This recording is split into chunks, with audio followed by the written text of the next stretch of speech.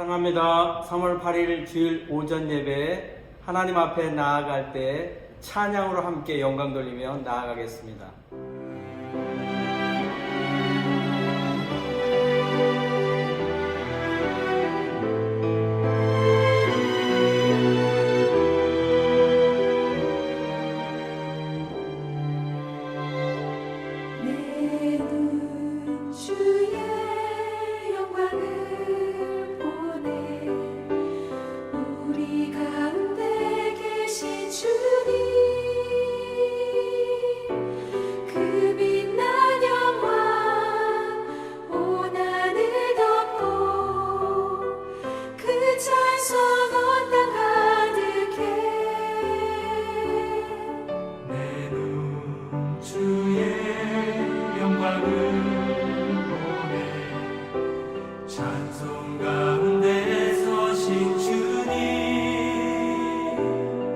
주님의 얼굴을 온 세상 향하네.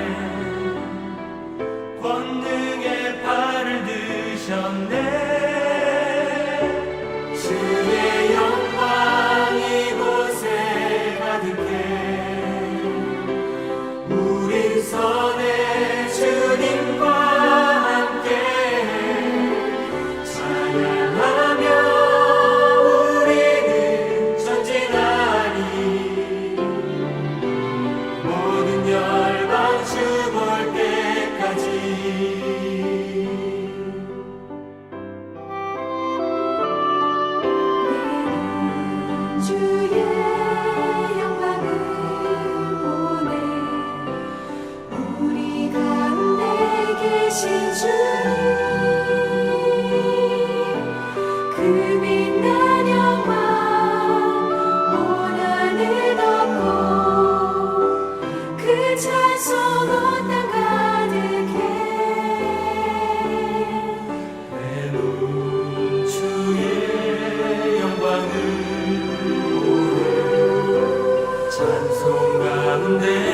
신 주님, 주님의 얼굴을 온 세상 향하네. 권능의 팔을 드셨네. 주의 영광 이곳에 가득해. 우린 선의 주님과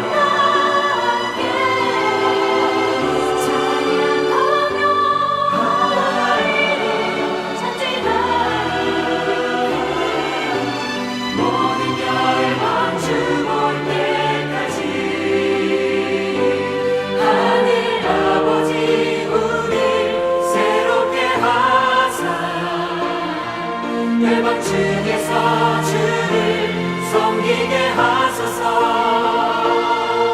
오늘 나라 일어나 찬송 부르며 영광의 주님을 노래하소서.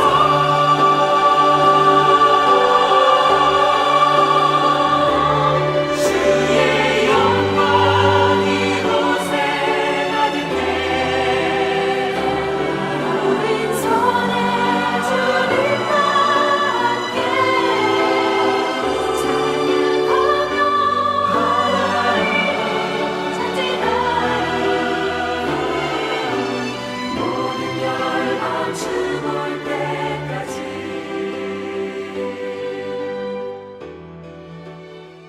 오늘은 우리를 대표해서 안양샘병원 행정부원장이시며 김대열 장로님께서 기도 인도해 주시겠습니다.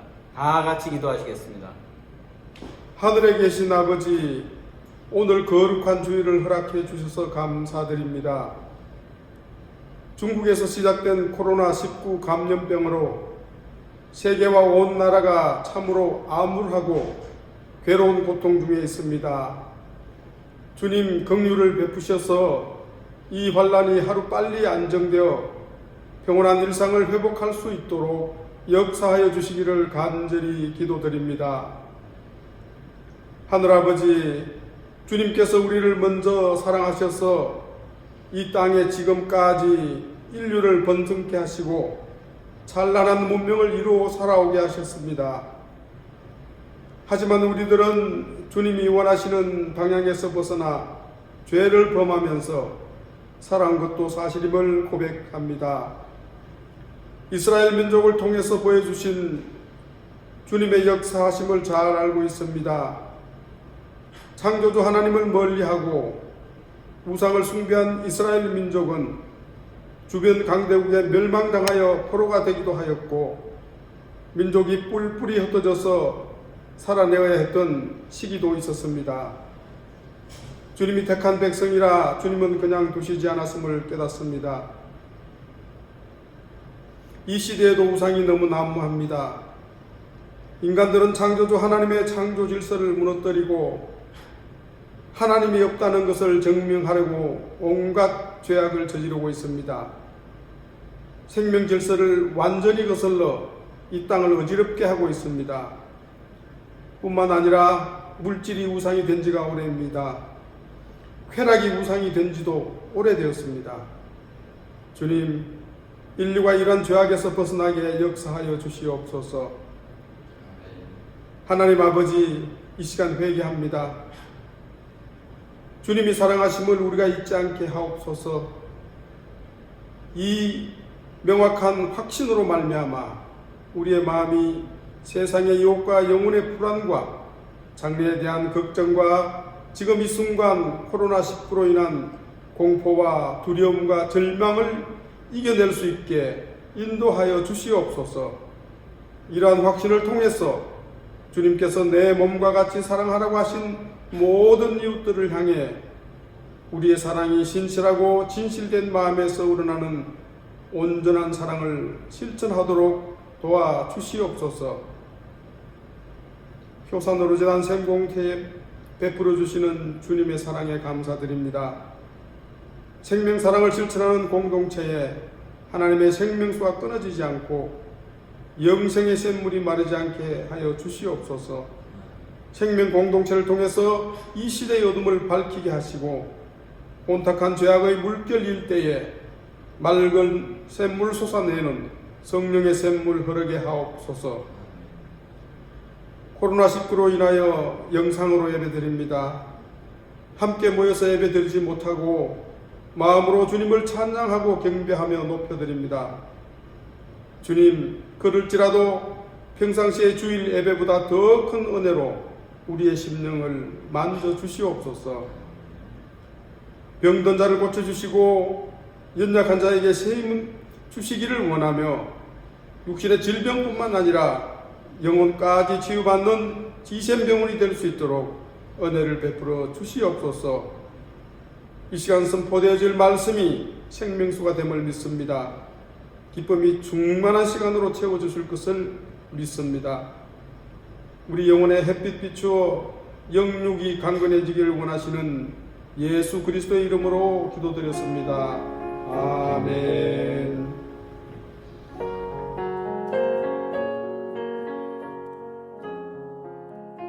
오늘 우리에게 주시는 하나님 아버지의 말씀은 구약 성경 사무엘상 4장 19절부터 22절까지의 말씀입니다.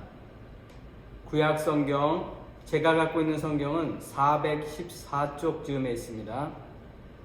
구약 성경 사무엘상 4장 19절에서 22절까지의 말씀입니다. 제가 봉독해 드리겠습니다. 그의 며느리인 비느하스의 아내가 임신하여 해산할 때가 가까웠더니 하나님의 꾀를 빼앗긴 것과 그의 시아버지와 남편이 죽은 소식을 듣고 갑자기 아파서 몸을 굽으려 해산하고 죽어갈 때 곁에 서 있던 여인들이 그에게 이르되 두려워하지 말라, 내가 아들을 낳았다 하되 그가 대답하지도 아니하며 관념하지도 아니하고 이르기를 영광이 이스라엘에서 떠났다 하고 아이 이름을 이가봇이라 하였으니 하나님의 궤가 빼앗겼고 그의 시아버지와 남편이 죽었기 때문이며 또 이르기를 하나님의 궤를 빼앗겼으므로 영광이 이스라엘에서 떠났다 하였더라. 아멘. 사랑합니다. 한 주간 동안 평안하셨는지요? 이가봇, 이 말을 들어보셨습니까? 이가봇이란 말의 뜻은 무엇일까요? 이 갑옷이라는 말을 소리나는 대로 읽은 것은 아닐까요? 이 말의 뜻은 영광이 이스라엘에서 떠났다는 뜻입니다. 사실은 아주 무서운 말씀이죠. 또 무거운 말씀이기도 하고요. 특별히 우리가 하나님의 사람으로서 하나님께 영광을 돌며 살아가는 사람들에게 이 말씀은 더 도전이 되는 말씀이라 싶습니다.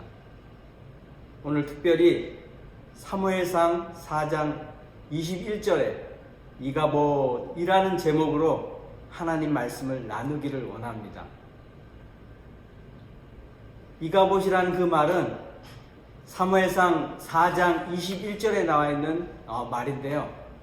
엘리라는 제사장이 제사장의 며느리인 비느하스의 아내가 아기를 낳다가 죽을 것 같은 그런 상황에서 이가봇이란 말로 아기의 이름을 명명합니다. 그 이름의 뜻이 영광이 사라졌다, 영광이 없다, 그런 뜻입니다. 오늘 특별히 이 사무엘상에 있는 말씀을 가지고 같이 말씀을 나누기로 원합니다. 사무엘상은 한 우리가 지금 3000년 전에 있었던 이야기들을 써놓았다고 생각하시면 됩니다.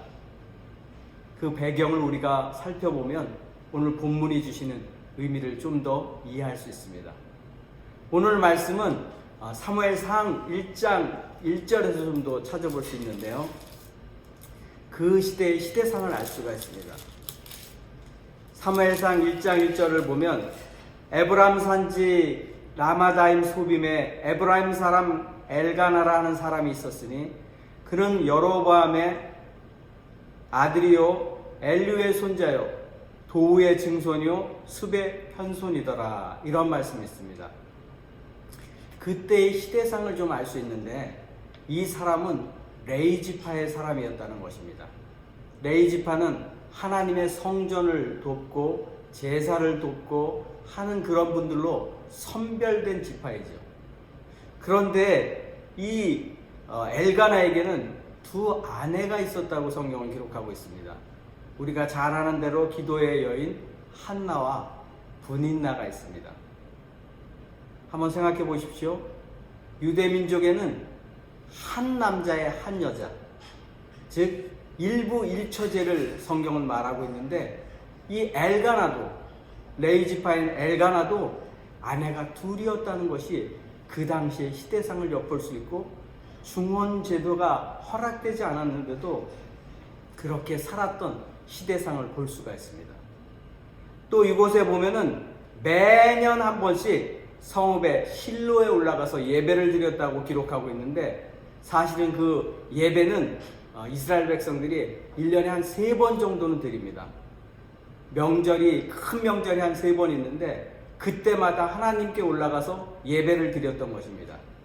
그런데 여기는 매년 한 번씩으로 이렇게 언급한 걸로 봐서는 종교적으로도 많이 타락한 시대가 아니었는가 이렇게 짐작해 볼 수 있습니다. 또 그 당시의 시대상과 또 종교의 그 상황들을 알 수 있는 것은 우리가 잘 아는 엘리와 그의 가정들을 살펴보면 알 수가 있습니다. 우리가 알듯이 엘리 제사장은 제사장임에도 불구하고 늘 영적으로 깨어있지 않았는지 한나라는 여인이 간절한 마음으로 기도하고 있는데도 그 여인을 술 취한 여인이라 이렇게 말합니다. 기도하러 온 성도를 술 취했다고 이렇게 할 정도로 그렇게 목회자의 눈이 영적으로 밝아있지 않고 뭔가 그곳에 집중되어 있지 않은 그런 삶을 살았던 지도자임을 우리는 알 수 있습니다. 그것뿐만이 아닙니다. 그는 목회에 전념하고 사람들을 돌보는 거에 중심을 둔 것이 아니라 얼마나 잘 먹고 살았는지 몸이 비둔해서 마지막에 죽을 때는 몸이 비대어 자기 몸을 가누지 못하고 슬픈 소식을 들었을 때 꼬꾸라져서 목이 부러져서 죽었다고 성경은 기록하고 있을 정도로 몸이 비대해진 그런 상황이었습니다. 더 중요한 것은 엘리의 아들들입니다. 엘리 아들들의 삶을 보면 그 삶이 얼마나 심지어는 만행이라고 할 만큼 타락된 모습을 볼 수가 있습니다. 첫 번째로 그의 아들들은 이 장에 보면은 행실이 나빠 여호와를 알지 못하더라 이렇게 아주 전제하고 나아갑니다. 그것이 조금 이해하기 어렵습니다. 왜 그렇습니까? 엘리는 제사장이잖아요. 제사장의 아들들이잖아요. 그러면 그때는 세습제도였어요. 즉 엘리의 제사장이면 그들도 제사장이었던 거예요. 오늘 본문 앞에 1장 3절에 보면 두 아들 홈리와 비나스가 여호와의 제사장으로 거기에 있었더라라고 성경도 기록하고 있습니다. 그들도 제사장인데 그들의 행실이 나빠 여호와를 알지 못하더라 이런 말은 도무지 이해할 수가 없는 것입니다. 즉 엘리의 자녀 교육이, 가정 교육이, 믿음의 교육이 잘못되었다는 것입니다. 여기서 우리가 알 수 있는 진리는 망고불변의 진리, 자식 농사 잘 져야 된다는 것입니다.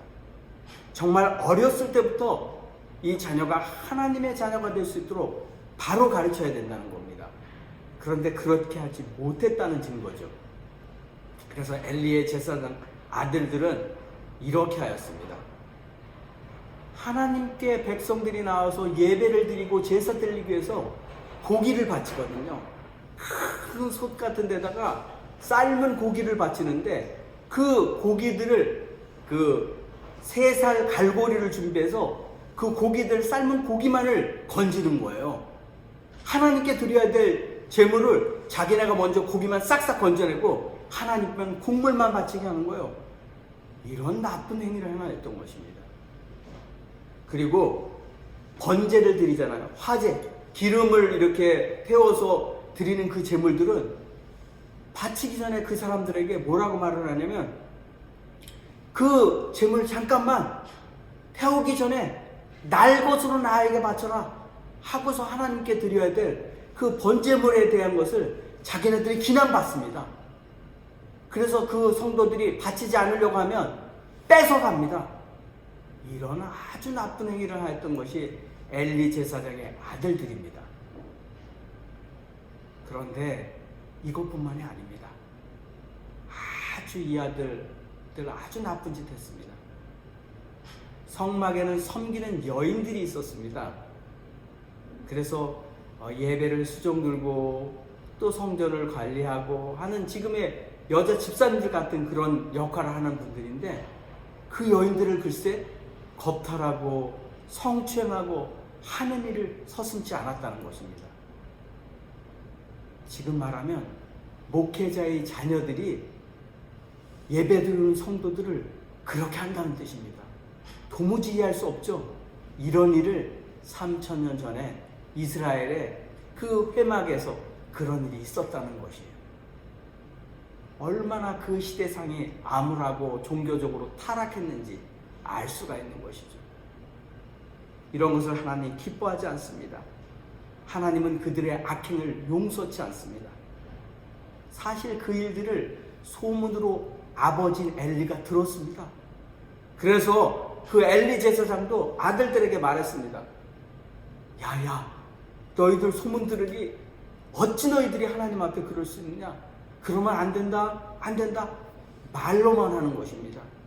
회초리도 들고 징계의 칼도 들어서 그들에게 따끔하게 벌을 줘야 되는데 그렇지 않았다는 거예요. 잘못한 거죠. 심지어는 이렇게 말합니다. 사람이 사람에게 범죄하면 하나님께서 용서해 줄 수 있도록 변호해 주시는데 사람이 하나님에게 범죄하면 누가 우리를 변호하리요? 하고서 엘리가 제 아들들에게 그렇게 말을 했어요. 그런데도 그 아들들이 회개했다는 말은 성경에 나와 있지 않습니다. 돌이키지 않습니다. 아주 나쁜 놈들인 거죠. 아주 마음이 강팍한 자들인 거죠. 성경은 이들을 기록하기를 불암자라, 행실이 나쁜 자라 이렇게 기록하고 있고 우리가 쉽게 이해하려면 남봉꾼 같은 놈들이라고 생각하면 됩니다. 그런 아들들을 뒀어요. 그러니 우리 목회자들이 하나님 앞에 잘 살아가고 칭찬받는다 하더라도 자녀들이 잘못되면 얼마나 그 목회가 어렵습니까? 그 당시에 그 제사장들은 그냥 세습하는 제도예요. 그 지파가 하나님께 택함을 받았으면 제사장이 계속되는 거예요. 그런데 그 엘리의 제사장의 아들들은 그 모양이었던 것이죠. 이것이 그 시대의 시대상입니다. 하나님은 그것을 용서치 않습니다. 그렇다고 하나님께서는 바로 벌을 주십니까? 하나님이 하나님의 선지자를 통해서 그들에게 경고하십니다. 2장에 보시면은 그들에게 이렇게 말씀하십니다. 너희는 어찌하여 내 처소를 명령한 내 재물과 내 예물을 밟으며 내 아들들보다도 나를 중히 여겨 내 백성이 이스라엘에 드리는 것을 가장 좋은 것으로 너희가 살찌느냐. 하나님에게 드려야 될 재물인데 하나님께 가장 소중한 걸 드려야 되는데 내 아들들이 더 중요하고 소중하여서 내 아들들이 그런 걸 다 취하여 먹는다고 하나님이 이렇게 말씀하셨어요.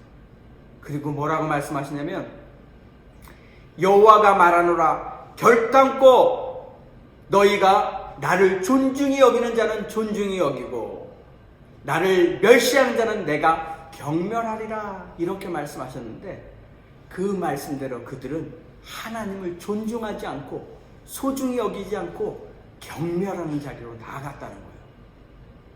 그래서 그 하나님의 사람을 통하여 경고하는데 뭐라고 말하냐면 내와 너의 집은 내가 내리는 복을 얻지 못하는데 환난이 계속될 것이요 내 집은 영원토록 노인이 없을 것이다.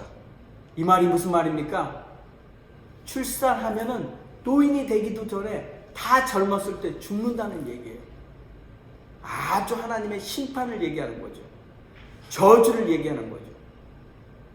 내 자단에서 내가 끊어버리지 아니할 내 사람이 내 눈을 세잔하게 할 것이고 내 마음을 슬프게 할 것이고 내 집에서 출산되는 모든 자가 젊어서 죽으리라. 이런 아주 심한 경고의 말씀을 듣습니다. 그리고 마지막에 이렇게 말씀합니다. 내 두 아들, 내가 가장 소중히 여기는 홈니와 비나스가 한날에 죽으리라. 이렇게 경고하십니다. 그런데도 엘리가 돌아섰다는 말이, 엘리가 아들들을 회개시켰다는 말이 성경에 기록되어 있지 않습니다. 그래서 하나님께서는 하나님의 사람을 준비합니다. 그가 누구입니까? 사무엘입니다.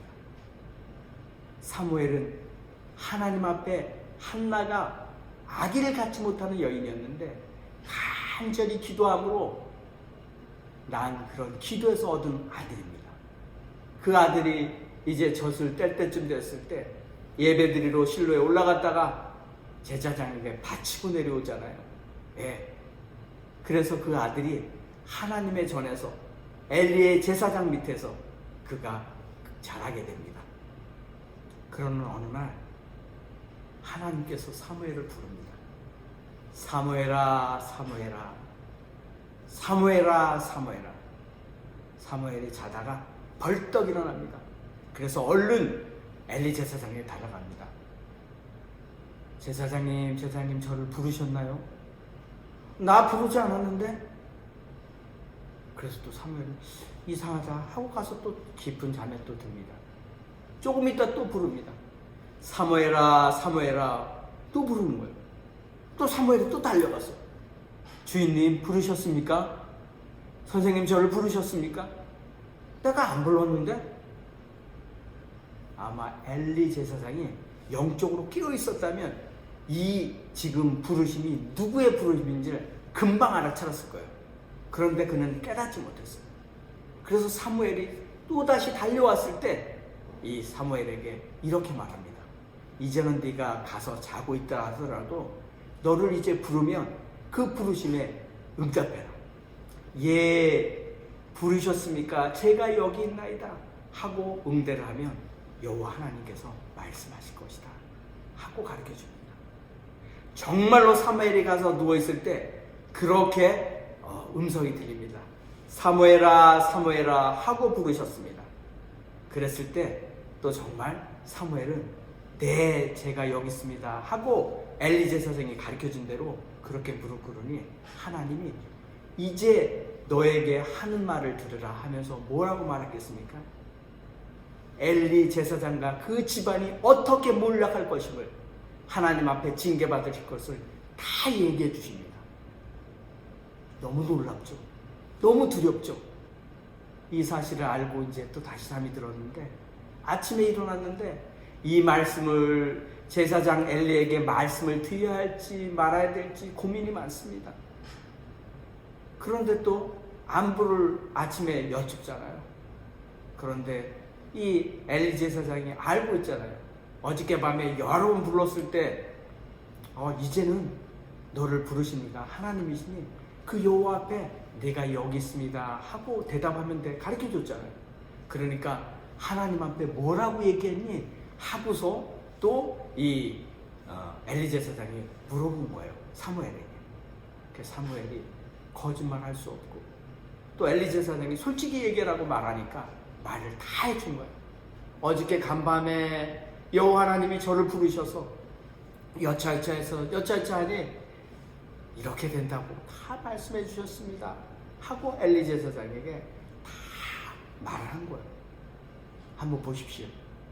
하나님의 사람 선지자를 통해서 엘리 제사장에게 경고했고 심판할 것이라고 말씀하셨고 지금은 눈앞에서 코앞에서 자기가 지금 기르고 있는 제자인 사무엘을 통해서 하나님이 부른 것을 아는 이 사무엘에게 들은 얘기가 하나님이 당신의 집과 당신의 모든 가문을 이렇게 패할 것입니다 하고 경고했는데도 또 엘리가 회개하고 돌아왔다는 고백이 없습니다.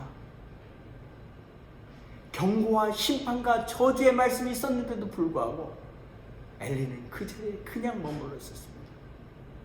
사랑하는 환우 여러분, 사랑하는 보호자 여러분, 사랑하는 성도 여러분, 정말 우리들에게 어떤 부르심이 있고 사인이 있을 때 정말 그 말씀이 하나님 말씀이라고 믿고 의지하고 나아가고 있습니까? 아니 내가 무엇을 잘못하고 있을 때 저에게 경고의 말씀이 들릴 때 정말 그 말씀을 아멘으로 받고 회개의 눈물의 자리로 나아가고 있습니까? 저와 여러분에게 도전하고 있는 것입니다. 엘리는 그리하지 못했습니다. 엘리는 제사장이었지만 영적으로 둔감해 있었고 자기에게 주시는 말씀을 말씀으로 받아들이지 않았습니다. 아들들도 제대로 교육 못해서 아들은 그런 불황자처럼 남봉궁처럼 그렇게 악행을 하나님 앞에 죄를 행했습니다. 그 아들들 잡아주지 못했습니다. 그래서 결국 하나님은 열방을 통해서 이방 나라를 통해서 그 엘리에게 도전합니다. 옆에 나라가 어떤 나라였습니까? 우리가 잘 아는 블레셋이라는 나라를 통해서 이스라엘을 침략하게 합니다. 이스라엘의 적군이 이제 쳐들어오니까 또 군사들을 일으켜서 막 대항하러 나아갔습니다. 그런데 한 방에 대패했습니다. 4,000명가량이 죽었습니다. 손도 써보지도 못하고 하나님의 징계의 칼을 그들이 피할 수가 없었습니다. 그런데 이들이 그러면 그때서야 이제 뉘우치고 회개하고 기도하며 나와야 되는데 그렇지 않았습니다. 어떻게 했습니까? 야야야, 우리가 전에 조상들 보니까 하나님의 언약궤가 함께하면 싸움에서 진 적이 없대. 하나님의 언약궤를 가지고 나아가자. 장로들과 함께 그렇게 의논하고 이들이 이번에는 더 많은 군사들을 일으켜서 몇만의 군사를 일으켜서 같이 블레셋 군대를 쳐부시려고 나아갑니다.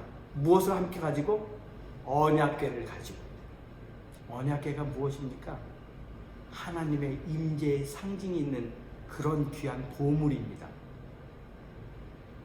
하나님이 눈에 보이지 않는 영적인 존재잖아요.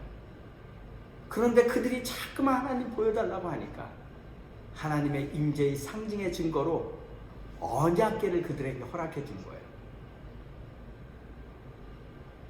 그것에는 10계명의 돌판이 있고 아론의 쌍난 지팡이가 들어있고 만나의 항아리가 들어있는 그런 언약궤였어요. 그 언약궤를 가지고 그들이 싸우러 나가면 당연히 이번엔 이길 줄 알았어요. 어떻게 됐을까요? 어떻게 됐을까요? 요번에도 대패했습니다. 네. 너무나 많은 사람들이 죽었습니다. 네. 상상도 못할, 그때는 처음엔 4,000명 죽었잖아요. 지금은 엄청난 많은 사람들이 죽었습니다. 몇만 명이 죽었습니다. 엎드려진 자가 10만 명이나 죽었다고 기록되어 있습니다. 어휴, 대단하죠? 예. 보병만 10몇 명이 죽었으니까 얼마나 많은 사람을 잃은 거예요. 군대가. 누구를 또 무엇을 가지고 나갔죠? 언약궤를 같이 가지고 나갔는데 말입니다. 중요한 교훈이 여기 있습니다. 하나님의 언약궤가 무엇입니까? 하나님의 임재의 상징을 의미합니다. 그러나 그 성물이, 거룩한 하나님께서 허락하신 이 성물이 능력이 있는 것은 아닙니다. 그런데 그들은 이 성물에 무슨 능력이 있는 것처럼 언약궤를 가지고 나가면 우리가 이길 거라고 말했지만 그들은 대패했습니다. 하나님이 그곳에 계시지 않았던 것입니다. 하나님이 계신 것은 하나님의 능력을 바라보아야 되는데 그들은 그냥 조상들이 그렇게 했다고 성물만, 언약궤만 가지고 나가면 이길 거로 착각했던 것입니다. 그들의 지식을 믿었습니다. 그들의 경험을 믿었습니다. 그들이 가지고 있는 보물을 믿었습니다. 그러나 그것이 해결할 수 없는 방법이었던 것이었습니다. 심지어는 어떻게 되었습니까? 하나님이 말씀하셨던 대로 징계의 칼을 드셨습니다. 4장 11절에 보면 하나님의 궤는 빼앗겼고 엘리의 두 아들 홈니와 비느하스가 죽었더라. 이렇게 성경이 기록하고 있습니다.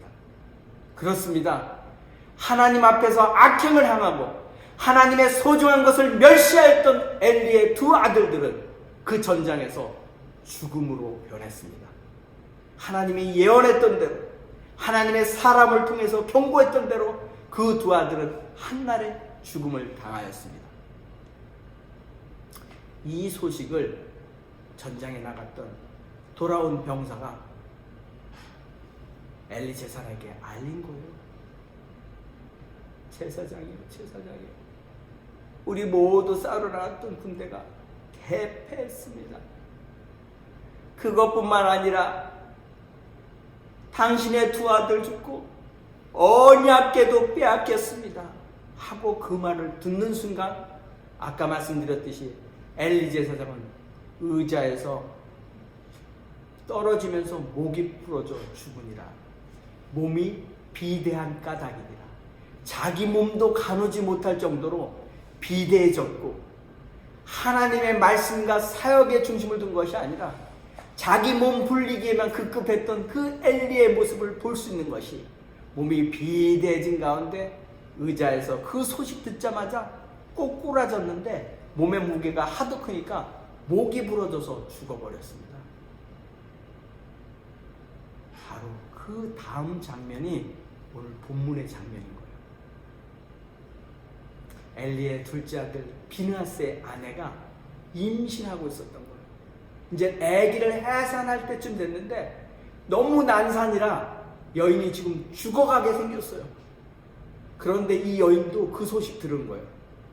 남편의 죽음의 소식, 언약궤를 빼앗긴 소식, 시아버지가 죽었다는 소식, 이 엄청난 사건의 소식들을 다 듣는 순간 이 여인이 죽으면서 마지막 해산을 했는데 이 아기의 이름을 명명합니다. 이가봇, 이가봇 하고서 죽은 거예요.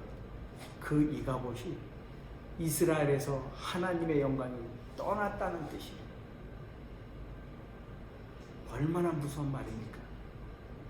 이 여인은 알았던 겁니다.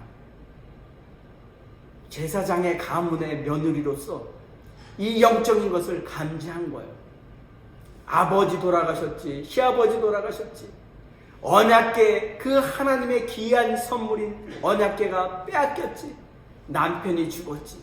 이 사건들을 보면서 아기를 해산하는 그 고통도 있었지만, 이 영적인 고통은, 이 소식들은 너무나 큰 충격이었기에 그 여인은 이가봇 하면서 죽었던 것이에요. 하나님의 영광이 떠났다. 하나님의 영광이 없다. 굉장히 무서운 말입니다. 사랑하는 성도 여러분, 우리는 하나님의 영광을 위해서 살아가는 사람들입니다. 우리가 한 해를 시작하면서 시온의 영광이 빛나는 아침에 찬양을 하면서 시작했는데, 우리들의 삶의 모습에 정말 그 영광의 모습이 있습니까? 하나님의 시온의 영광의 빛이 우리의 삶 가운데 비춰지고 있습니까? 저와 여러분에게 도전하는 것입니다. 우리의 삶의 모습 속에서 하나님의 영광이 떠나버린 삶은 아닙니까? 저와 여러분에게 도전하는 것입니다. 사랑하는 환우 여러분, 많이 힘드시죠? 많이 어려우시죠? 아프다고 하나님의 영광이 떠나는 것이 아닙니다. 언약궤가 하나님의 상징이라고 생각했던 그들의 생각을 완전히 바꾸셨듯이, 그 성물에 있는 것이 아니라, 우리가 아프다고 하나님께 영광을 못 돌리는 것이 아니라, 우리는 아프지만 우리 영으로 하나님께 영광 돌리며 나아가는 영적인 존재일 때 하나님의 영광은 여전히 여러분들 안에 머물러 있음을 우리가 확인하게 되는 것입니다. 우리 몸은 아파도, 육신은 지쳐 있어도 하나님의 시온의 영광이 비춰질 때 우리의 인생이 바뀔 것입니다. 우리의 몸에 회복이 일어날 것입니다. 하나님께 찬양과 영광을 올려드릴 것입니다. 여러분, 여러분의 부르심의 소망이 무엇입니까? 하나님의 그 영광의 기업의 풍성함을 알고 계십니까? 우리를 불러주셨고 그 하나님의 영광을 맛보게 하시는 그 하나님께서 우리를 어떻게 포기할 수 있겠습니까? 절대 포기하지 않습니다. 그 영광을 맛보고 그 영광의 기업을 무르게 하기 위해서 가장 사랑하는 아들 예수님을 이 땅에 보내주신 것입니다. 이 놀라운 구원의 은혜가, 구속의 은혜가 우리에게 차고 넘치는 것을 우리가 믿고 의지하고 나아간다면, 우리가 지금 바이러스로 인하여 집에서 예배드리지만 왠지 우리가 다 같이 함께하여 눈과 눈을 마주대며 또 우리의 모습을 바라보면서 찬양으로 함께 나갈 수는 없지만, 그곳에서도 여러분에게 임재 영광이 가득한 하나님의 영광을 바라볼 수 있을 것입니다. 사랑하는 성도 여러분, 참으로 지금은 많이 힘든 때입니다. 어려운 때입니다. 어려운 때일수록 하나님이 우리에게 무엇을 말씀하는지 우리가 겸손으로 허리를 동이고 무릎을 꿇는다면 하나님의 놀라운 은혜가 더 어려울 때 크게 차고 넘칠 것입니다. 어려울 때일수록 하나님의 돕는 손길은 더 커질 것입니다. 우리의 어렵고 힘든 상황 속에 있을 때 하나님의 베푸시는 놀라운 풍성한 은혜를 누리게 되시는 저와 여러분이 되시기를 주 예수 그리스도로 축원합니다. 사랑하는 성도 여러분, 그 하늘의 영광이, 하나님의 영광이 가득 찬 우리의 승리의 삶이 되시기를 주 예수 그리스도로 축원합니다. 기도하겠습니다. 살아계신 아버지 하나님, 존귀하신 아버지 하나님, 감사를 드립니다. 하나님 누구십니까? 내가 죄인 되었을 때, 아무 공로 없을 때 불러주시고 하나님 자녀 삼아주신 하나님이십니다. 죄로 죽었던 저를 살려주신 구속의 은혜를 베풀으신 하나님이십니다. 그 하나님을 우리가 믿고 의지하며 나아갑니다. 하나님, 오늘도 하나님의 헛되지 않은 영광을 위하여 살아가는 우리들의 삶의 모습이 헛되지 않게 도와주옵소서. 저희들의 삶의 모습은 어렵고 힘들지라도 하나님의 구속의 은혜는 오늘도 우리를 포기하지 않으시고 기다리시며 또 은혜 베푸시는 하나님이심을 믿고 의지하며 나아갑니다. 우리 삶 가운데 하나님의 영광의 빛이 비춰지게 하여 주시고 시온의 영광이 비춰짐으로 말미암아 우리의 인생 가운데 시온의 대로가 열려지고 하나님을 높이 송축하며 나아가는 영광의 삶이 되기를 원합니다. 하나님, 사람과의 교제 속에는 한계가 있고 관계 속에는 한계가 있지만 하나님과의 관계 속에는 영원한 관계이며 영원하신 관계 속에 풍성하신 영광의 은혜가 흘러넘치도록 하나님 함께하여 주시옵소서. 우리들을 자녀 삼아주시고 구속하여 주신 예수 그리스도의 이름으로 간절히 기도드리옵나이다. 아멘. 지금은 우리 주 예수 그리스도의 은혜와 하나님의 무한하신 사랑과 성령님의 내주하시고 교통하시고 치유하시며 역사하시며 오늘도 하나님의 영광을 바라보며 주님께서 가신 길이 고난의 길이지만 영광의 길이기에 그 길을 쫓아가는 사랑하는 환우들과 보호자들과 간병인들과 이분들을 치료하시는 의료진과 모든 직원들 머리머리 위에 예배를 수종들며 예배의 자리로 나아가는 모든 주의 사랑하는 백성들과 성도들에게 이제로부터 영원토록 함께 계시기를 축원하옵나이다. 아멘. 주의 영광